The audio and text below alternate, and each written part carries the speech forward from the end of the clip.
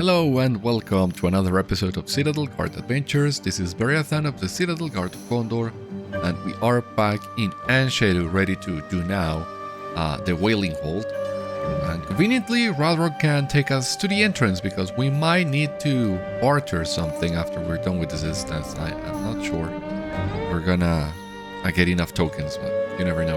The entrance to Inner Kôth Rau is at the highest point of the slope on the mountainside. I can show you the way if you like, but make sure you are prepared for battle before we go.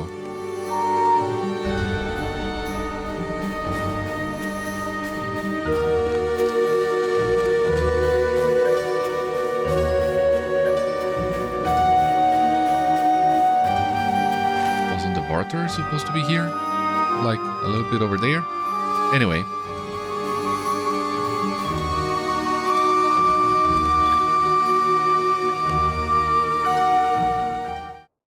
Overlooking Gadim-ûn, Kôth Rau serves as stronghold for those who wish to subjugate those within An Shêru.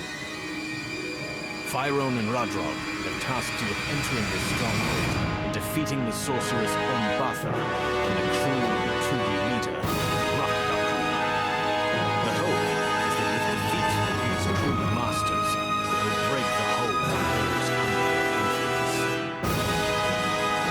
Okay, so here we are. For this one, I think it's better for me to show you the group version that I run. Not only because I did this first before the solo version, but I think this one can prove more interesting because the solo version is really short. So yeah, there's really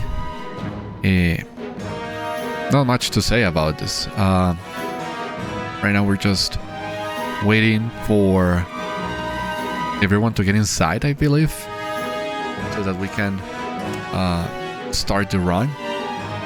But yeah, this one is a little bit more interesting because the fights are a little bit more complex. On the solo version, you just have a few ads, and the bosses are also really short as well. So it seems we are ready to go now. I mean, I am ready. I think I am. I am recording this audio after the gameplay. Okay, so here we have the deeds. It's taking a while in the game. Was struggling a little bit.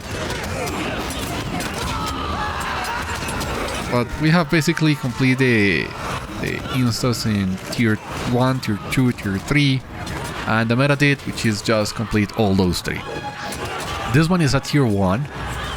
Again, it was my first time running this, so I really didn't want to risk it with higher tiers. We did manage to complete a tier 2 after this one, but it was more complicated. There were a few wipes in there as well, so I think it's better for me to show you this one because it strikes the right balance in between being a good challenge, but not to the point where you are just seeing us wipe, so there's that.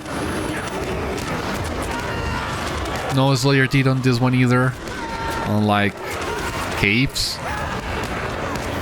So yeah, we just gotta complete the instance, and that's it. No voiceover on this first boss. Well, not the first part. Some of the introduction in this one you will see in just a moment. Just gotta defeat some of these Utûgi destroyers that, again, a little bit strong, but nothing too major. I see the rangers have sent their puppets. No matter, they will be a wonderful addition to our master's numbers. My forces will have the glory of bringing them to heel. No, my forces will win the day. We will each send a champion. Let our master see who will claim the prize. Let it be done. That is Ombátha and Râkdakul. Seems they have some sort of rivalry going on in between them, but I don't remember that much of that happening last time we were in An Shêru. I wonder if this is something introduced on this instance, or if there is something I am misremembering. It's quite likely as well. Alright, we were I think we were 5 man in the first wave of ads. But this gives me the time to just double check the deeds that we have just unlocked. While we wait. Râkdakul's insignia, we do need some of those to barter. Not sure how else you get some of those. As you see, I have already completed Palace with this group as well, but not sure if I'm gonna go with the version of Palace I have already run with the group, or the solo version, because they are not as different as I initially thought. But we'll see that later. We just gotta wait for the group to be ready, and we'll go right into the first boss. Okay, everyone is in here. Seems we are all ready to go. And there we go. I will bring glory to your name. That is Râkdakul's champion. It's a quite strong guy. So the idea here is the tank takes care of that one while we defeat the other boss, which has slightly less health. I think that's as much as I got out of this one on the solo version. Of course, you need to fight them both, but Rátinur still has less health than Gáthtrag, so the idea still stands. Whether you are doing the solo or the group version, you defeat Rátinur first as fast as you can, I guess. Here they are applying some debuffs, some bottles, but we didn't have any issue with this one, really.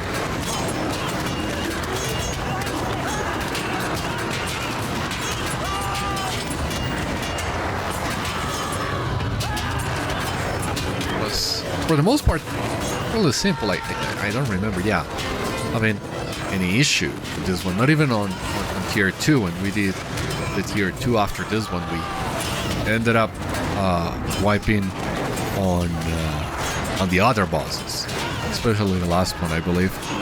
But yeah, this one is just a nice introduction to the instance, I guess. Again, not something too complicated. Then tank brings Gáthtrag.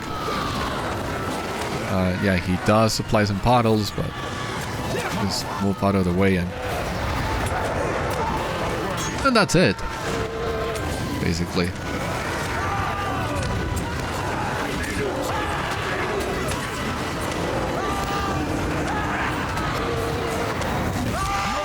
Most part in here, I'm just making sure the mitigations debuffs are up.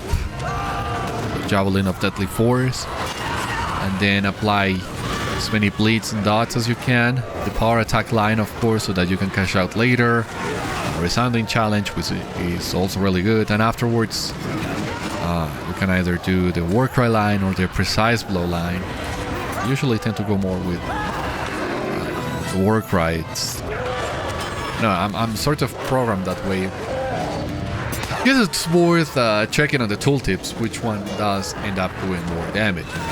Precise Blow is single target, so maybe it was better to use Precise Blow, Piercing Strike, and Spear of Virtue on this one. And maybe even Spear of Fate, I don't know. Again, I will need to double check, but yeah, it's just a matter of making sure you have as many dots on him as possible, and especially doing your cash out. And that's basically it, and moving away from the puddles, which it's not that complicated. On this boss, he just drops one at a time. Very considerate of it. But again, it's not a big guy that we came in here for, so no biggie. As the champions fall, push further into Kôth Rau to defeat its cruel masters. A serpent, good. The rune, good.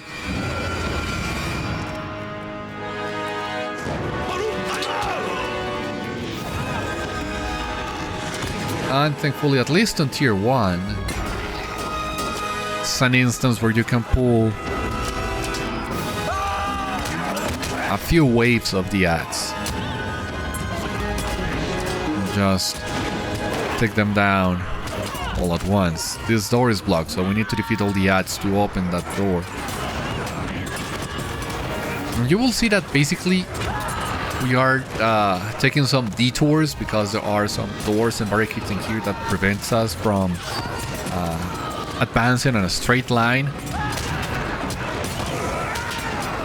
But if we get the chance to look at the map later, you will see that, yeah, just doing like some sort of S shape, because we're not able to advance in a straight line. But if we could, well, this of course will be much shorter, and that's not the idea. But I always like this sort of design where you are taking a lot of turns, but in the end it's not that far from where you initially started, because well, we didn't wipe on this one, but when you end up wiping, backtracking is not that complicated, especially ever since the game started implementing this thing where you are automatically ported to the entrance of the boss room. I think they started doing that with the Abyss of Mordath. The game does not automatically port you on that one, as far as I remember, but you get the different banners that you can use to skip the portions of the raid that you have already completed. And after the Abyss, I think it was Abyss where they started doing that. Maybe Throne, I'm not sure. But the game helps you to avoid backtracking as much as possible, and I do enjoy that as well. So here we have first Ombátha.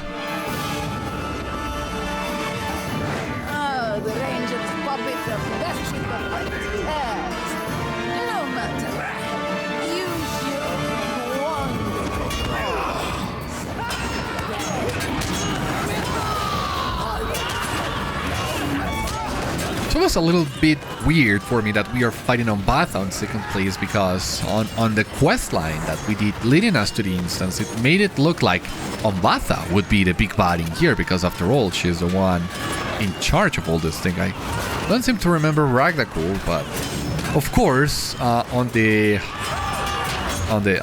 food chain, so to speak, in here, of course, we have the Tarduth first as the big bosses of everyone.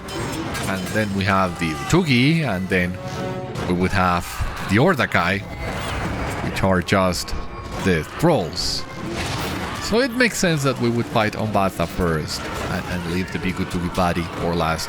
There she had one of her first bottles, as you saw. It's quite big, much bigger than the previous ones. You gotta move away, but you still have some room to some time to spare. I did take my time to move away from that one, and still went okay. Of course, having a good healer also helps, but again, it's not that big of a deal. And we are almost done with Ombátha. She is a little bit stronger than Rátinur and the other Utûgi, but well, she's only one, so I think overall this fight is still faster than the first one. A little bit more complicated because we have, yeah, these big puddles that you want to avoid. And I switched to Assailment, of course, because if I cannot get any closer, I at least can still get my gambits.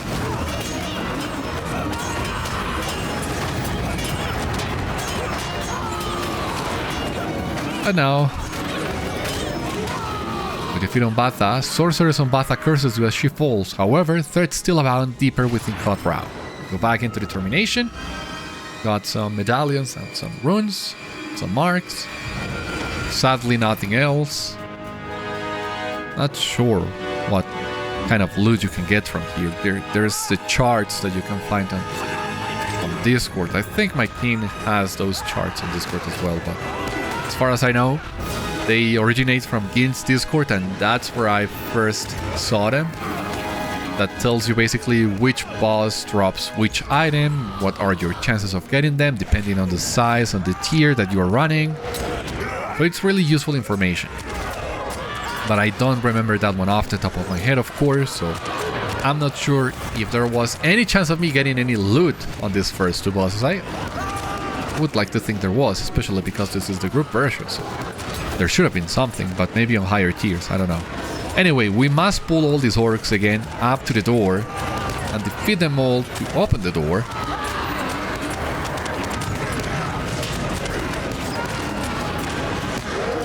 Good day, field day for champs especially. But wardens also have plenty of AoE, so also enjoy when we get a chance to go crazy with the AoEs and do things a little bit faster. And now we are of course fighting not only the orcs but the Utûgi, not trolls, but the Utûgi minions maybe of Râkdakul.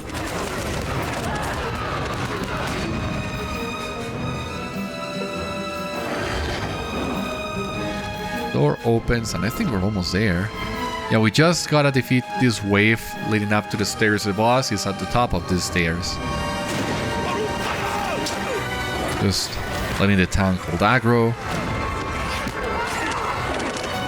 Somebody already stunned those orcs. Not sure if we are meant to leave them stunned or not. Because yeah, there are not more enemies, just the doors, so we can just take care of all these ones in here.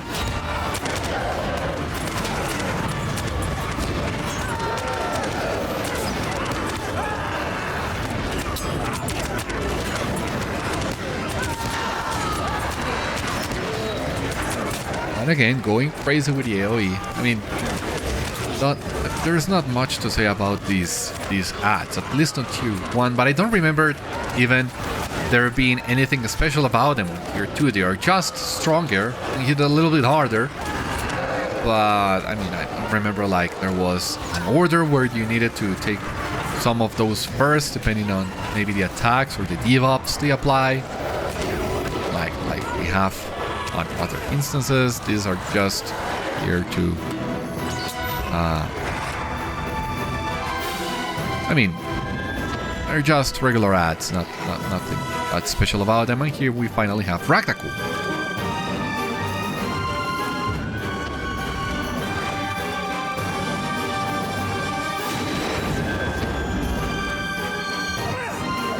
We're running out to fight Râkdakul? Seems we are, yeah. Thank you for removing my rival.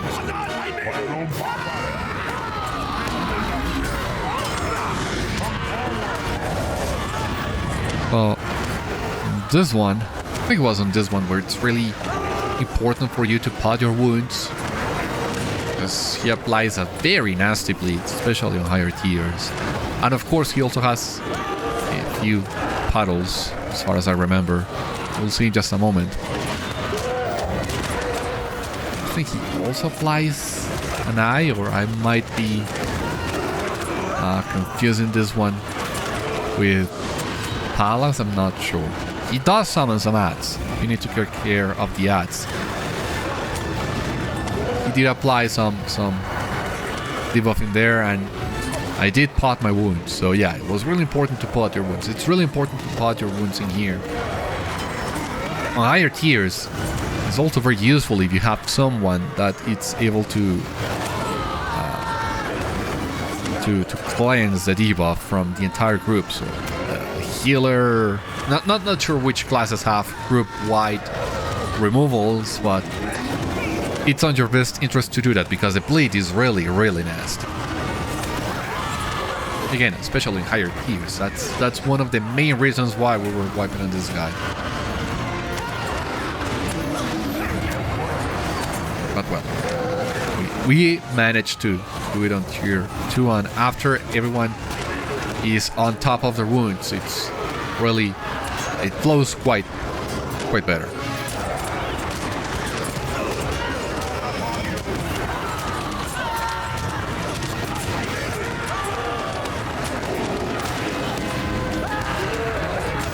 And you also gotta make sure to stand on your own puddle. That wide one in there, you want to stand inside. I think it drops one of those after removing one of the debuffs. Boss does apply it. someone would get the eye, pot the eye, and then you drop that white puddle, and the entire group wants to stand inside it. So you gotta be very... You need to keep aware of your position at all times. Of course, the tank has the responsibility of moving the boss along, but everyone needs to keep an eye on their position and on their debuffs. Again, you need to pot your wounds. Well, you have the eye and you're gonna drop the other one. You need to move closer to the group and make sure that everyone is inside. If by any chance you are not inside that white puddle when it drops, then you gotta make sure to get inside. Again, on tier 1, it's not that big of a deal. You see, I'm not inside that white one. I was still getting acquainted with the mechanics. Again, this being my first time and all, there was some room for improvement on my part. I think the rest of the team was already quite experienced on all these instances. It took me a while to get to level 160, so by the time I got it, all the other people had plenty of time to practice this. So yeah, I'm the noobing here, basically. It took me a while to learn the nuances here of this instance, and maybe that's one of the reasons why we struggled a little with tier 2, which we run after that. But again, I'm not showing you the tier 2. This one, it's fine as it is, and Râkdakul is almost done.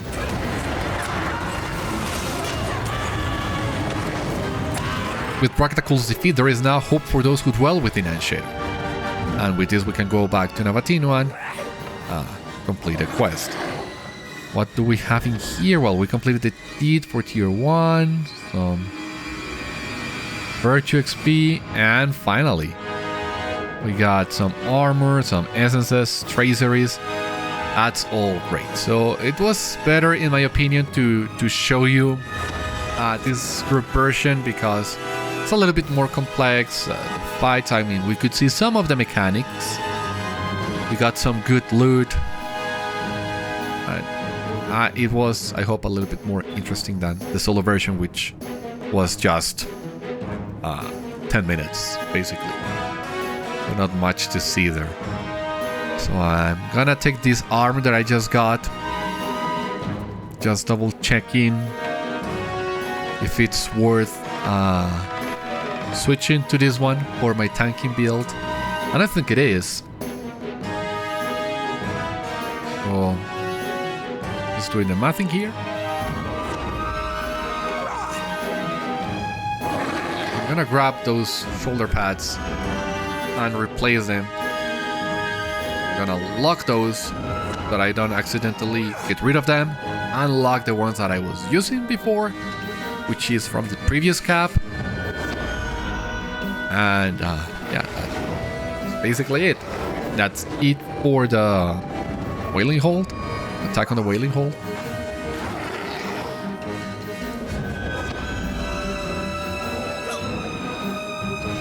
I mean, Rita got the teal piece. Would have been really good if I had gotten myself a teal piece as well and start working towards building a set or something. Well, what can we do? Better luck next time, I guess. I hope. I think I need to improve my gear for quite a lot before I can even think of doing the raid. But well, that's not something that we need to worry about while we are on camera. Something surprising about the solo version of the Wailing Hold.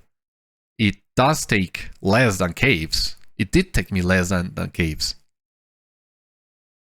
Maybe it was the fact that I already knew what to expect in here.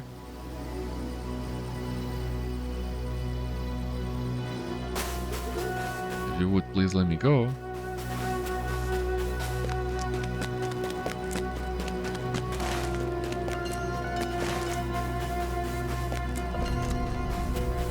Now, this barterer, I think it's the worst of them all. He's so out there and so far away. What can I do for you? The worst thing is I don't have all the currency I need to at least get a new ring. Oh, I do.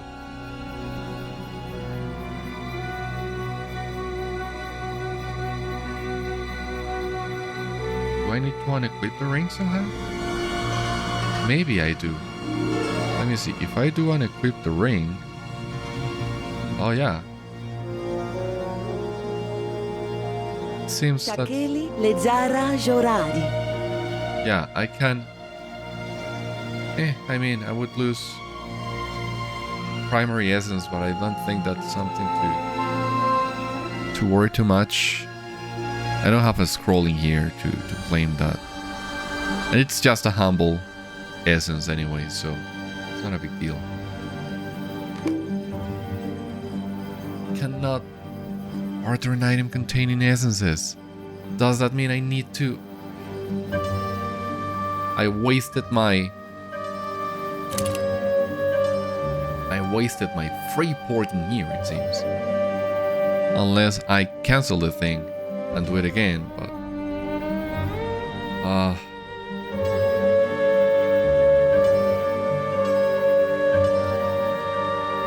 let's see. Warden shield, this is for tanks. And in fact, looks way better. Well, I haven't upgraded my Warden shield from level 150. Of course, it's going to be better. By how much? But quite a lot. Maybe except for the block rating, but other than that, it's really good. So I will need to come back here eventually. I also need to get Râkdakul's insignia somehow. I don't think that drops. Well, I'm not sure where that drops. Anyway. That's just what I was about to double check anyway. If this slope is not steep enough so that you can actually ride in here instead of having to cross the entire enemy camp. And it seems it is. You just gotta remember where the actual entrance to this place is. But yeah, no, it's actually not as difficult as it seems. You just gotta ride to the pools and, well, look for a way out. But that means...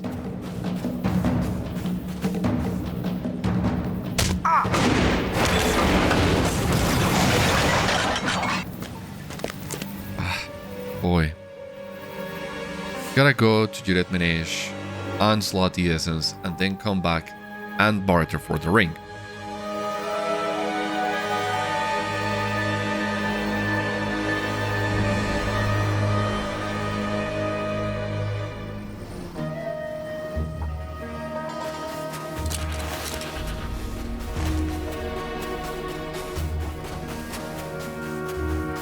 It's freaking ridiculous, but thankfully the Vault Keeper was really close by. So... Yes, what do you want?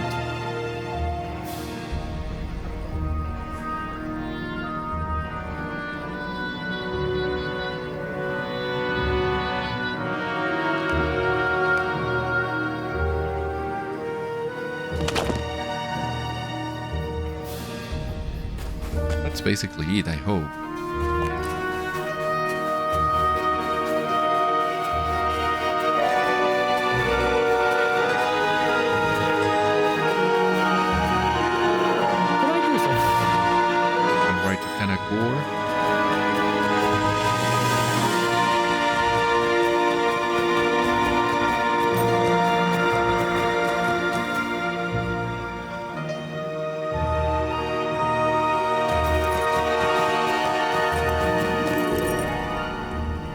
Then let's make our way back, which thankfully doesn't seem to be that hard.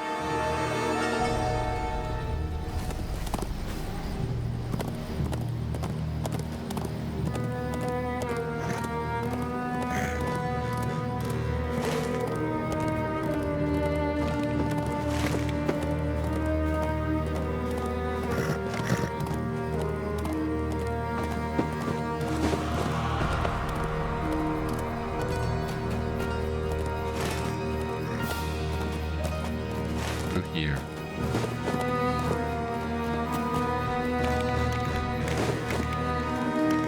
Then we still gotta go back to Nabatínu anyway. And turn in the quest, of course.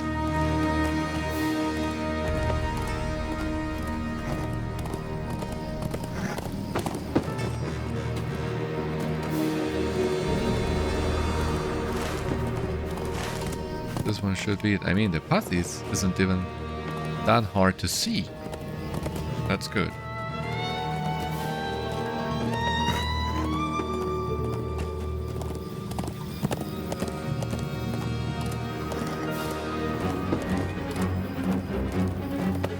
Maybe we can ignore all these guys. Yeah, it's right up there. Great.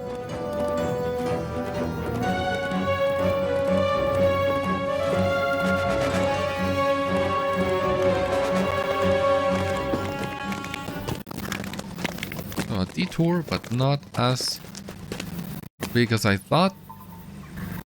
Shakelli, Lezara, Joradi. But of course, I need still to unequip my ring. What can I do for you?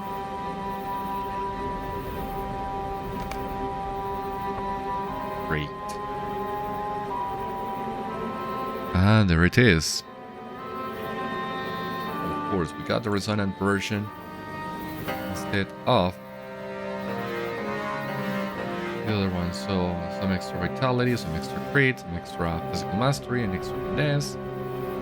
And I mean, why not?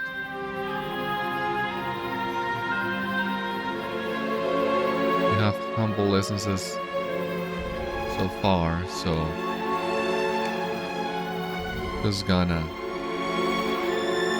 plot this one in here.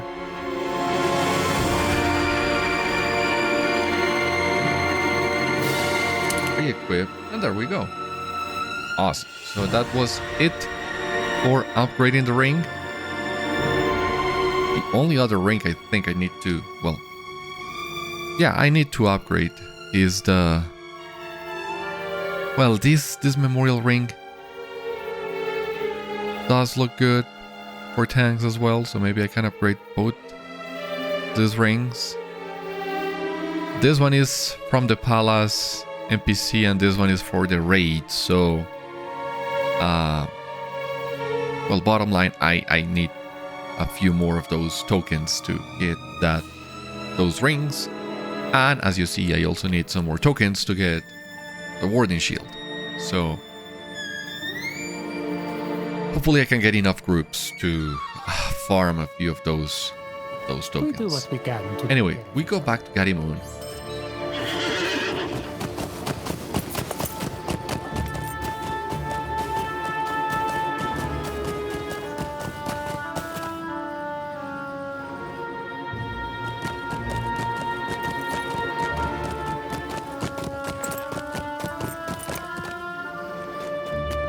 Just gotta talk to Nabatínu now. Wow, what an amazing frame. I think I had seen it before, but still amazing frame nonetheless. The helm is also quite good. It's dyed. That's what I thought. Looks very menacing. Yeah, definitely the best outfit of the lot. Anyway. Yes. What do you want? I cannot believe it. My friend, you have done what I thought impossible. Ombátha is defeated, and as I suspected, her spell upon the Jatsakóri weakened, allowing the remaining Jatsakóri to free their minds. The rest of us helped them escape their shackles with the training given to us by the Rangers. Kighân and I are together again because of you. You are truly a hero, and I am proud to call you my friend. We will allow the newly freed Jatsakóri time to regain their strength, and then make our way to Kighân to start our lives anew. Thank you, Beriathan. You will forever be in our hearts. This is a very nice ending to the entire quest line of the Jatsakóri that we saw a few episodes ago. And that adds fuel to the fire, in my opinion, to the fact that this quest and the instance should have been available at level 151 or 155 at most, so that you could could have done all this in one sitting, or well, continuously instead of interrupting it, I think the questline would have benefited if that had been the case. But anyway, that's it basically for the Wailing Hold. So now, our next stop is gonna be the palace, and that's where we're headed next.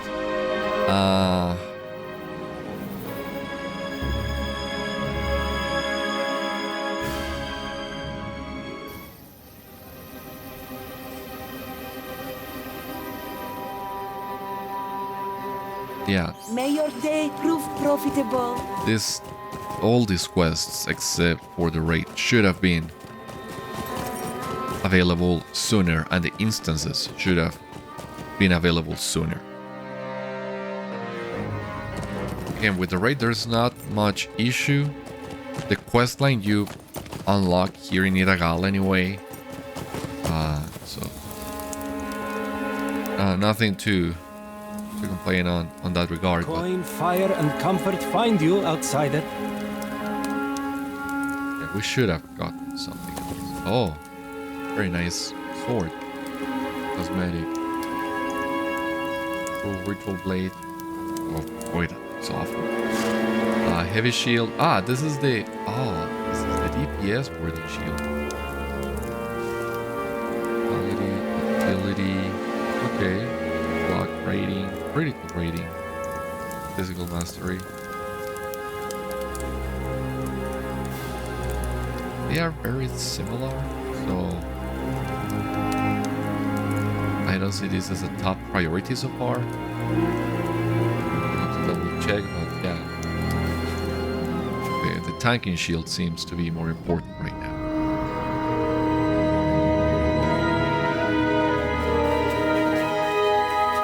Anyway, we go back to the entrance of the palace where Mizari initially gave us a quest.